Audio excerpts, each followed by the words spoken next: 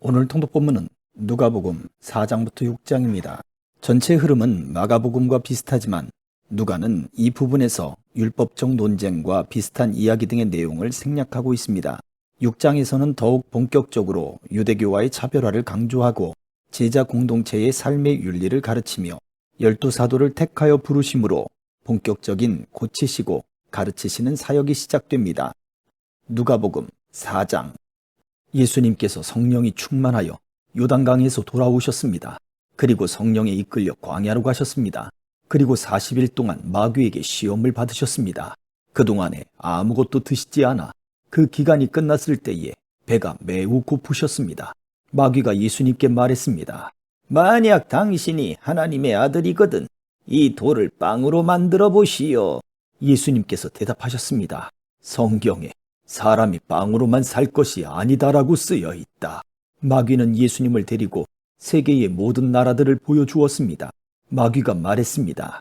내가 이 모든 권세와 영광을 주겠소. 이것은 모두 내게 넘어온 것이니 내가 원하는 사람에게 줄 수 있어.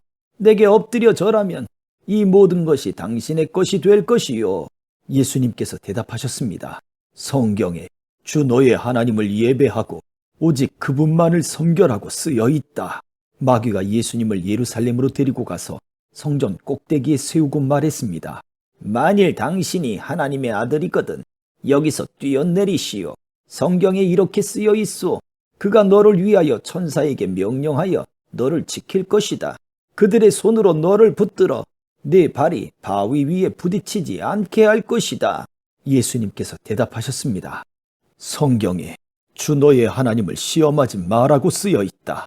온갖 시험을 마친 마귀는 더 좋은 기회를 노리려고 잠시 동안 예수님을 떠나갔습니다. 예수님께서 성령의 능력을 가지고 갈릴리로 뒤돌아가셨습니다. 예수님에 대한 소문이 모든 지역에 퍼졌습니다. 예수님께서는 회당에서 가르치셨으며 모든 사람들로부터 영광을 받으셨습니다. 예수님께서 자라나신 나사렛에 도착했습니다. 평소의 습관처럼 예수님께서 안식일에 회당으로 가셔서 성경을 읽으려고 일어나셨습니다. 예수님께서는 예언자 이사야의 책을 건네받으시고 책을 펴서 이렇게 기록된 곳을 찾아 읽으셨습니다. 주님의 성령이 내게 내리셨다. 이것은 하나님께서 내게 기름을 부으셔서 가난한 자에게 복음을 전파하게 하려는 것이다. 포로들에게 자유를 선포하고 못 보는 자들에게 다시 볼 수 있음을 선포하고 억눌린 사람들에게 해방을 선포하려고 나를 보내셨다. 주님의 은혜의 해를 선포하라고 하셨다. 예수님께서 책을 덮으시고 시중드는 사람에게 되돌려 주셨습니다. 회당에 있던 모든 사람들의 눈이 예수님께로 쏠렸습니다. 예수님께서 그들에게 말씀하기 시작하셨습니다. 이 성경 말씀은 오늘 이 말씀을 듣는 사이에 이루어졌다. 모든 사람들이 예수님에 대해 한마디씩 말하였습니다. 그리고 예수님의 입에서 흘러나오는 은혜의 말씀을 이상하게 생각했습니다. 그러면서 이 사람이 요셉의 아들이 아니냐 하고 말했습니다. 예수님께서 그들에게 말씀하셨습니다. 나는 당신들이 속담에 빗대어 나에 대해 의사야 네 자신이나 고쳐라. 당신이 가버나움에서 행한 일을 들었는데 여기 고향에서도 그 일을 한번 해보아라고 한 것을 안다. 내가 진정으로 너희에게 말한다. 예언자는 고향에서 환영받지 못한다. 내가 진정으로 너희에게 말한다. 엘리야 시대에 3년 6개월 동안 하늘이 닫혀 온 땅에 가뭄이 몹시 심했을 때 이스라엘에 많은 과부가 있었다. 그러나 엘리야는 이들 가운데 그 누구에게도 보냄을 받지 않았고 오직 시돈 지방의 사렙다에 있는 과부에게만 보내졌다. 또 엘리사 예언자 시대에 이스라엘에는 많은 문둥병 환자가 있었다. 그러나 시리아 사람 나아만 외에는 아무도 깨끗하게 되지 못했다. 회당에 있던 모든 사람들이 이 말을 듣고 몹시 화를 냈습니다. 이 사람들은 들고 일어나 예수님을 마을 밖으로 쫓아냈습니다. 이들은 마을이 세워진 언덕의 벼랑까지 예수님을 끌고 가서 밑으로 밀쳐 떨어뜨리려고 하였습니다. 그러나 예수님께서는 사람들 사이를 지나 갈 길을 가셨습니다. 예수님께서는 갈릴리의 가버나움이란 마을로 내려가셔서 안식일에 사람들을 가르치셨습니다. 사람들은 예수님의 가르침에 놀랐습니다. 그것은 예수님의 말씀에 권위가 있었기 때문입니다. 회당에 더러운 귀신의 영에 사로잡힌 사람이 있었습니다. 그가 큰 소리로 외쳤습니다. 나사렛 사람 예수님, 당신이 우리와 무슨 상관이 있습니까? 우리를 없애려고 오셨습니까? 나는 당신이 누군지 압니다. 당신은 하나님의 거룩한 자입니다. 예수님께서 그를 꾸짖으셨습니다. 조용히 하여라. 그리고 이 사람에게서 나와라. 귀신이 그를 사람들 한가운데 쓰러뜨려 놓고 떠나갔는데 그 사람에게 상처는 입히지 않았습니다. 사람들은 매우 놀라며 서로 말했습니다. 이것이 무슨 말씀인가? 권위와 능력을 가지고 더러운 귀신에게 명령을 하니 그것들이 나가는구나. 예수님에 관한 소문이 그 주위의 모든 지역에 점점 퍼져나갔습니다. 예수님께서 회당을 떠나 시몬의 집으로 들어가셨습니다. 그런데 시몬의 장모가 높은 열로 심하게 앓고 있었습니다. 사람들이 그를 위해 예수님께 부탁을 드렸습니다. 예수님께서 시몬의 장모에게 가까이 다가가 보시고 열병을 꾸짖으셨습니다. 그러자 열이 내리고 장모는 즉시 일어나서 예수님과 제자들을 섬겼습니다. 해가 질 때 사람들은 여러 가지 병을 앓고 있는 사람들을 예수님께로 데리고 왔습니다. 예수님께서 그들 모두에게 손을 얹으시고 고쳐주셨습니다. 귀신들도 많은 사람에게서 떠나가며 소리를 질렀습니다. 당신은 하나님의 아들입니다. 그러나 예수님께서 귀신들을 꾸짖어 말하지 못하게 하였습니다. 그것은 이들이 예수님이 그리스도라는 것을 알고 있었기 때문이었습니다. 날이 밝자 예수님께서 조용한 곳으로 가셨습니다. 사람들이 예수님을 찾아다니다가 결국 예수님께로 왔습니다. 사람들은 예수님을 자기들에게서 떠나시지 못하도록 곁에 모시려고 하였습니다. 그러나 예수님께서 그들에게 나는 다른 마을에서도 하나님 나라를 전하여야 한다. 내가 이 목적으로 보내심을 받았다. 고 말씀하셨습니다. 예수님은 회당에서 복음을 선포하셨습니다. 5장.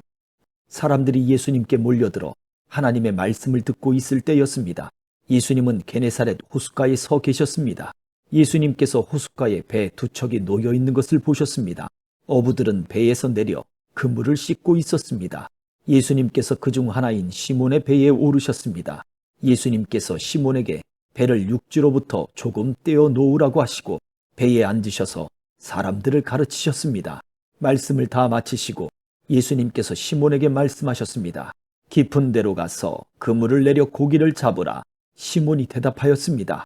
선생님, 우리가 밤새도록 수고하였지만 아무것도 잡지 못했습니다. 그러나 선생님의 말씀대로 그물을 내리겠습니다. 그대로 하니 고기를 그물이 찢어질 정도로 많이 잡게 되었습니다. 그래서 다른 배에 있는 동료들에게 손짓을 하여 도와달라고 하였습니다. 그들이 와서 고기를 두 배에 가득 채우니 배가 가라앉을 지경이었습니다. 시몬 베드로가 이것을 보고 예수님의 무릎 앞에 엎드려 말했습니다. 주님, 제게서 떠나주십시오. 저는 죄인입니다. 베드로와 그와 함께 있던 동료들은 자신들이 잡은 고기를 보고 놀랐던 것입니다. 세베대의 아들이면서 시몬의 동료인 야고보와 요한도 놀랐습니다. 예수님께서 시몬에게 말씀하셨습니다. 두려워하지 마라. 이제부터 너는 사람을 낚을 것이다. 그들은 육지에 배를 댄 후 모든 것을 버려두고 예수님을 따라갔습니다. 예수님이 어떤 동네에 계실 때 온몸에 문둥병이 걸린 사람이 있었습니다. 그가 예수님을 보고 머리를 숙여 간청하였습니다. 주님이 원하시면 저를 깨끗하게 하실 수 있습니다. 예수님께서 손을 내밀고 그에게 대시며 말씀하셨습니다. 내가 원한다. 깨끗하게 되어라. 그 즉시 문둥병이 그에게서 사라졌습니다. 예수님께서는 이 일을 아무에게도 말하지 말라고 이르셨습니다. 그리고 가서 제사장에게 네 몸을 보여라. 또 모세가 명령한 대로 네가 깨끗하게 된 예물을 드려라. 그래서 사람들에게 증거를 삼아라. 고 말씀하셨습니다. 그런데도 예수님에 관한 소문은 더욱더 멀리 퍼져나갔습니다. 많은 사람들이 예수님의 말씀을 듣고 병을 고치기 위해 모여들었습니다. 그러나 예수님께서는 홀로 광야로 가셔서 기도하셨습니다. 어느 날 예수님께서 가르치고 계실 때 갈릴리와 유대의 모든 마을과 예루살렘에서 온 바리새파 사람과 율법학자들도 거기에 앉아 있었습니다. 주님의 능력이 예수님과 함께 하셔서 사람들을 고쳤습니다. 그때 어떤 사람들이 중풍병에 걸린 사람을 침상에 눕힌 채로 데려왔습니다.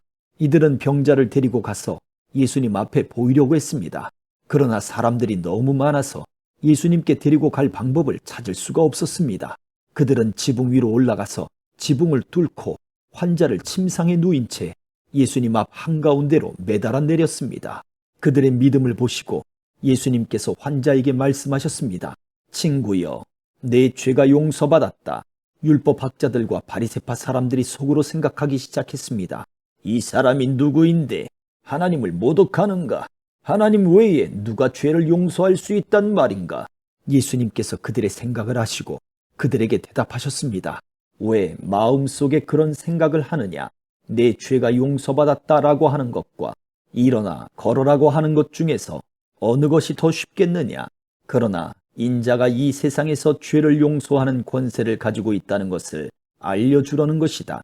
예수님께서 중풍병자에게 말씀하셨습니다. 내가 말한다. 일어나 네 침상을 가지고 집으로 가거라. 그 즉시 그 사람은 사람들 앞에서 일어났습니다. 그리고 자신이 누웠던 침상을 들고 하나님께 영광을 돌리며 집으로 돌아갔습니다. 사람들이 놀라움에 사로잡혔습니다. 사람들은 하나님께 영광을 돌리고 두려워하며 말했습니다. 오늘 우리가 신기한 일을 보았다. 그 후에 예수님께서 길을 가시다가 레위라는 세리가 세간에 앉아 있는 것을 보시고 그에게 말씀하셨습니다. 나를 따르라. 레위는 모든 것을 버려두고 일어나 예수님을 따라갔습니다. 레위는 자기 집에서 예수님을 위해 큰 잔치를 베풀었습니다. 거기에는 많은 세리들과 그 밖에 사람들이 함께 음식을 먹고 있었습니다. 바리새파 사람들과 율법학자들이 예수님의 제자들을 비방하였습니다. 왜 당신들은 세리들과 죄인들과 더불어 먹고 마십니까? 예수님께서 그들에게 대답하셨습니다. 의사가 필요한 사람은 건강한 사람이 아니라 병든 사람이다. 나는 의인을 부르려고 온 것이 아니라 죄인을 불러 회개시키려고 왔다. 사람들이 예수님께 말했습니다. 요한의 제자들은 자주 금식하고 기도를 합니다. 바리새파 사람들도 이같이 합니다. 그런데 당신의 제자들은 항상 먹고 마시는군요. 예수님께서 이들에게 말씀하셨습니다. 신랑이 결혼잔치의 손님들과 함께 있는데 이들에게 금식하라고 할 수 없지 않느냐? 그러나 그들이 신랑을 빼앗길 때가 올 텐데 그때는 금식할 것이다. 예수님께서 이들에게 비유를 말씀하셨습니다. 아무도 새 옷에서 한 조각을 떼어내어 낡은 옷에 붙이지 않는다. 만일 그렇게 하면 새 옷은 찢어지고 새 옷에서 떼어낸 그 조각이 낡은 옷에 어울리지도 않을 것이다. 아무도 새 포도주를 낡은 가죽 부대에 넣지 않는다. 만일 그렇게 하면 새 포도주가 그 가죽 부대를 터뜨려서 포도주는 쏟아지고 가죽 부대도 망가질 것이다. 새 포도주는 새 가죽 부대에 넣어야 한다. 아무도 묵은 포도주를 마시고 나서 새 포도주를 원하지 않는다.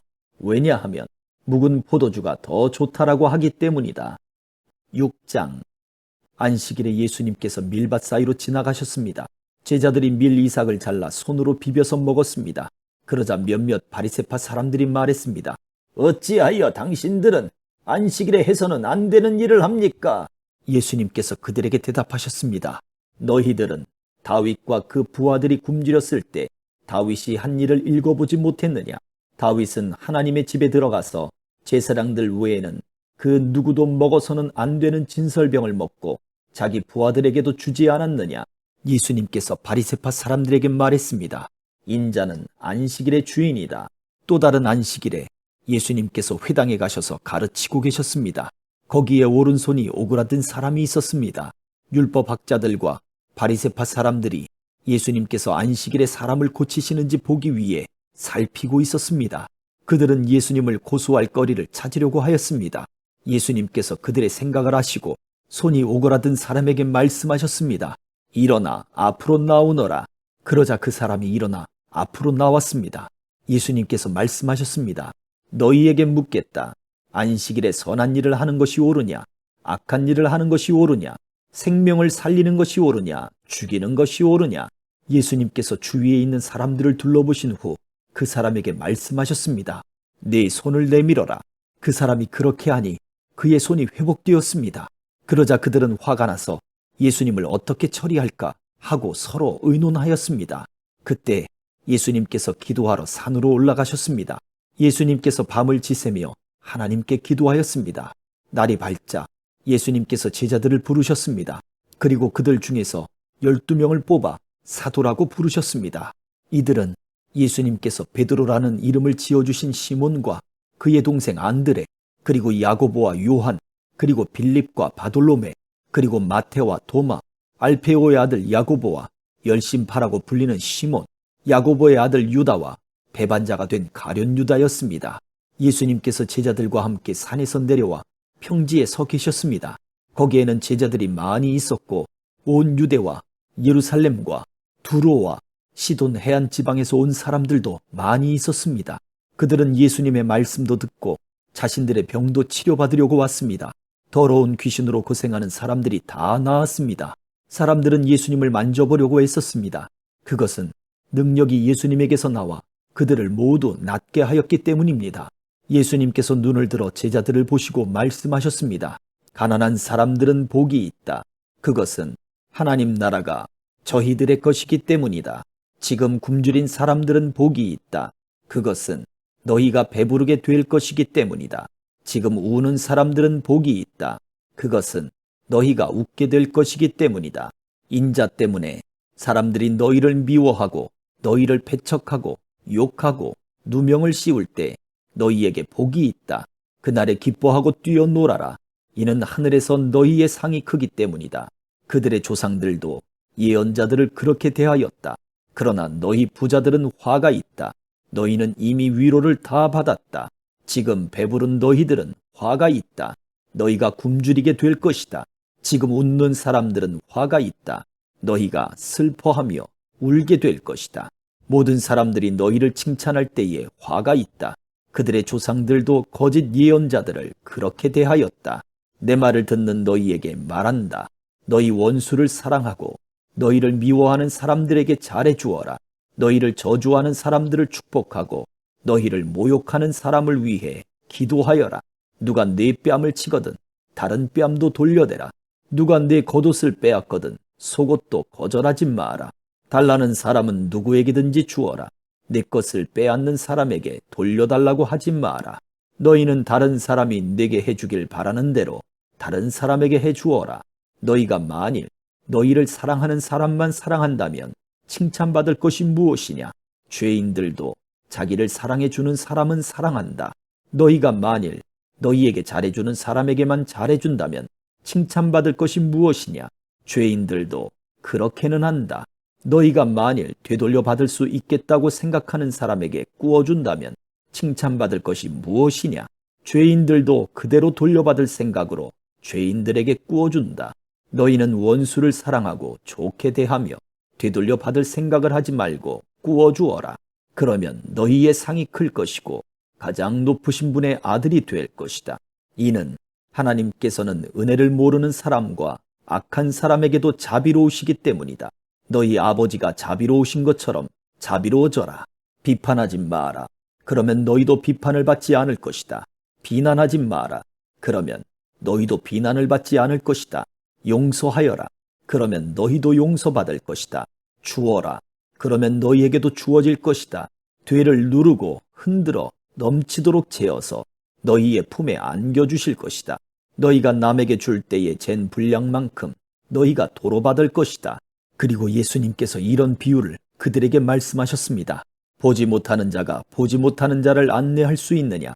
둘 다 구덩이에 빠지지 않겠느냐? 학생이 선생보다 더 나을 수 없다. 그러나 누구든지 다 배우고 나면 선생과 같아질 것이다.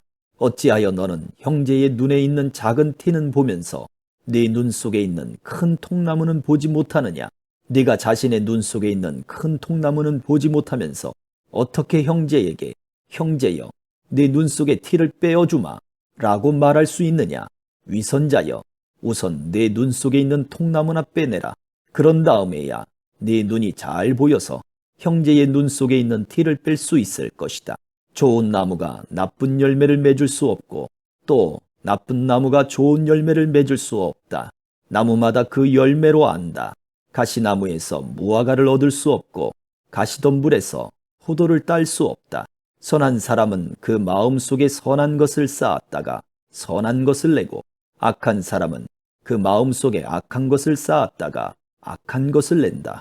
왜냐하면 사람은 그의 마음속에 쌓여 있는 것을 말하기 때문이다.